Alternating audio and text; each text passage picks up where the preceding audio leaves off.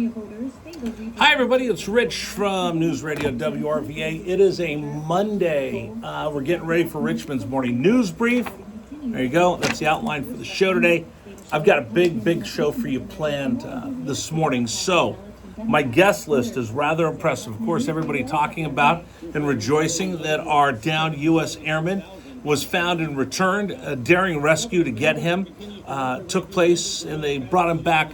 Was it Saturday going into Sunday? So coming up on the program, PJs, pararescuemen that we've been hearing so much about. What do you know about them? What do I know about them? We're going to invite one of their members of their community to join us on the program today, Steve Nesbitt. He was on Fox News yesterday. He's joining us this morning right out of the gate here at Richmond's Morning News. Captain Brett Sadler from the Heritage Foundation is going to explain exactly how we went out and rescued that airman. We'll also have Congressman Rob Whitman reaction. So I got a whole bunch going on this morning. So we're getting ready to go here. So go behind the scenes with us here for Richmond's Morning News Brief. All right, here we go. Whoo!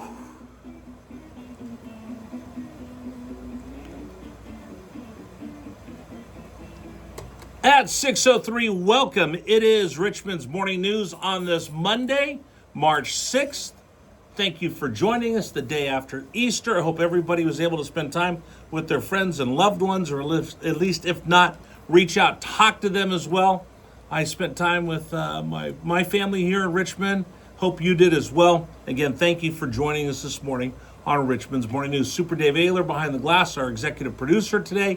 Gary Hess, of course, will be with us top, bottom of the hour, and have sports and news all morning long. But again, the day after Easter, and a lot of Americans this morning are very rejoiceful because one of our own was brought back.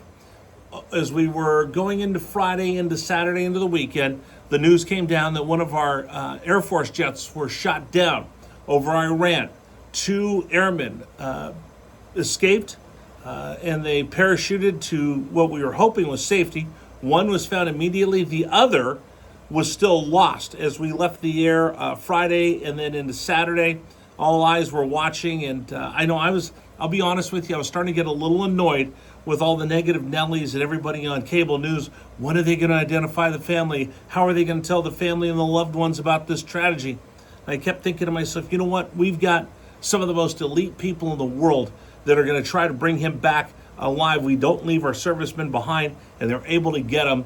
Sunday morning, we all find out. Everybody's talking about this. It's the big story of the day, and we'll have full coverage for you this morning here on Richmond's Morning News. So we'll have that for you today. Oh, by the way, say hi to everybody who's joining us this morning on social media, on our YouTube channel. That is News Radio WRVA. We take clips of the show, put it up there as well. And we also take clips of the show and some of our best interviews and put them up on our podcast. So we have a lot going on this morning, including an opportunity for you to win $100,000. That's right. Jeff Katz didn't give it away. My shot coming up on the program. You want to keep listening. You get a shot at winning $100,000 today as we celebrate our 100th birthday of News Radio WRVA. It's all brought to you by RoofMax. That's coming up in the program, so make sure you stay right here for your chance to win $100,000. All right, time to get after it. It's time for Richmond's Morning News Brief. 5 things you need to know as you get ready to get your day started. Number 1, that U.S. Airman rescued. It was 200 servicemen going in. It was a full-on United States military joint operation. Lots of different moving parts took place, and the Iranians had offered an American dollar, $60,000 to find our downed airmen. They were scrambling, looking for them. There was direct firefight between U.S. forces and the Iranians and the Revolutionary Guard. But our guys went in there, found him, brought him back out. Here's the latest from Fox News. Number 1. So now there'll be a Fox News report. On the opposite side of the Persian Gulf, Jaime in Iran. The news broke on Good Friday, and then Easter Sunday, the president announced that the second airman had been rescued, but he is injured. The president writing, "We have rescued the seriously wounded and really brave F-15 crew member officer from deep inside the mountains of Iran. The Iranian military was looking hard in big numbers and getting close. He is a highly respected colonel. This type of raid is seldom attempted because of the danger to man and equipment. It just doesn't happen." The second raid came after the first one, where we rescued the pilot in broad daylight, also unusual. All right, coming back in 10 seconds. An amazing show of bravery and talent by all. Report from Fox News again, the pilot and his weapon systems operator. If you're thinking about Top Gun, it's Maverick and Goose. Goose is the backseater, the weapon systems operator. They were separated by miles. They were able to find the pilot right away. The second airman, the weapons systems officer, the full bird colonel that he talked about, had to evade his would-be captors and take refuge waiting for the U.S. military to come get them. So who are these brave men that came to get him? They're called PJs, para-rescue men in the Air Force. They are special ops in the same community that run around with the Rangers and the SEALs, Delta Force, but they are the guardians of all of our special operators. Incredible men. What do we know about them? I have one who's going to join us coming up at 6:30 to learn more about the lives and the community that we call PJs. It's going to be fascinating. You don't want to miss it. All right, story number 2 coming up. Donald Trump will address the nation this afternoon. The deadline is coming up on Tuesday for the Strait of Hormuz to be reopened, or all heck will break loose. Here's the latest from Fox News. Number 2. The president writing Tuesday will be Power Plant Day and Bridge Day, all wrapped up in one in Iran. There will be nothing like it. Open the blanking strait, you crazy blank, or you'll be living in hell.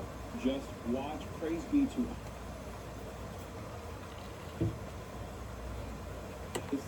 So we're still playing the Fox News report, so I'll come back here in just a second. Reads, we have rescued the seriously wounded and really brave F-15 crew member officer from deep inside the mountains of Iran. The Iranian military was looking hard in big numbers and getting close. All right, so he's calling Tuesday Power Plant Day. Either you open the Strait of Hormuz, or we will take out your entire electrical grid, including your power plants. That's the threat from Donald Trump. He's given them 10 days to open up the Strait of Hormuz. Some ships have been able to pass through, but not enough, and we're still seeing. Again, we've talked about it. Just remember, warfare, 3 different things that go into it. There's the bombs and the bullets, there is the economic front, and then there's the morale front. The Iranians right now choking off the Strait of Hormuz, which means they're choking off, putting a kink in the oil pipeline worldwide, causing the prices to go up, which they're hoping will cause our morale to be so bad that we'll demand the president stop these military actions in Iran. He says, you have till tomorrow, open them up or else. We'll have full coverage of that coming up later in the program. We'll have some military experts, Middle East experts, explain exactly what's going on and what they think we'll see next. All right, story number 3. On Friday's show, Governor George Allen joined us, and he threw out another invitation for Abigail Spanberger, our current governor, for Her Excellency, to debate him over gerrymandering.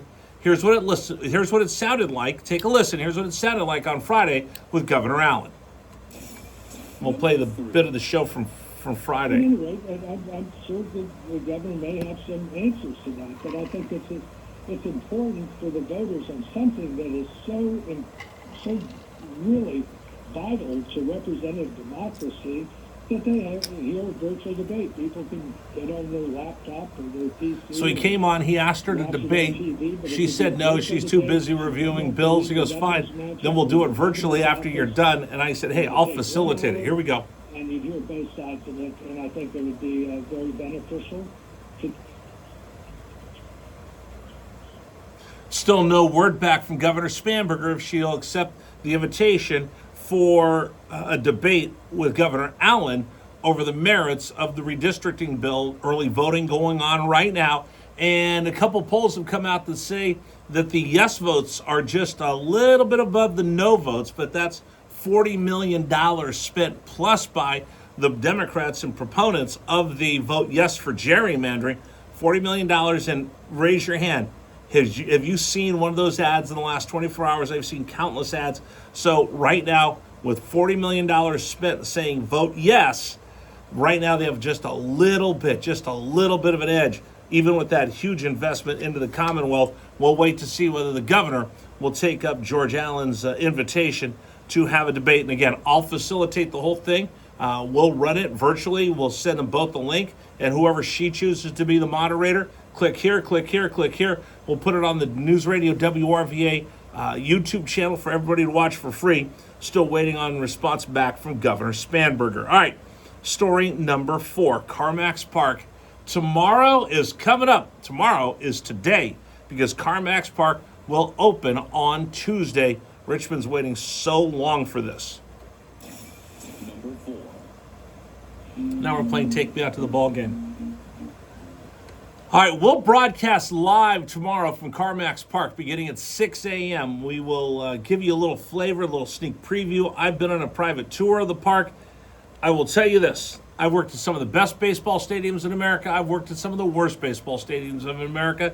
This is going to be one of the crown jewels of minor league baseball, and it's going to be as fine a ballpark as you'll find anywhere in the country. You are going to be so surprised. It is a completely different vibe, look, and feel for what we had at the Diamond. I'm excited to be there. And then I've asked, how do I get to participate in opening day? I said, do you want me to go out and be a vendor? I'll go sell peanuts and popcorn. I'll sell programs for that first day. You want me to sing Take Me Out to the Ball Game? I'll be an usher. I don't care. I just want to be part of the excitement for CarMax Park opening tomorrow. We'll talk about that a little bit later in the program. And is that it? Are we done? There's nothing else to talk about today on the program. I don't want to talk about one more story. Dave, what are you telling me? Yeah, we have one more on the rundown. See, Dave's telling me one more story. What's that one last story that we have on the rundown? Well, I think you want to forget about it after yesterday. Yeah, after Saturday night, I was so excited. Arizona, where my son goes to school, where I was a former broadcaster, they were in the Final Four, and they were out of the Final Four. So Dave's forcing me to do this last story for number 5. The championship of college basketball is up for grabs tonight, and I don't care. Number 5. Oh, it was a thorough whipping. Arizona blown out from the very beginning. I was sitting there in a sports bar watching the game, and guy next to me just boom, just needling me the whole game. It was brutal.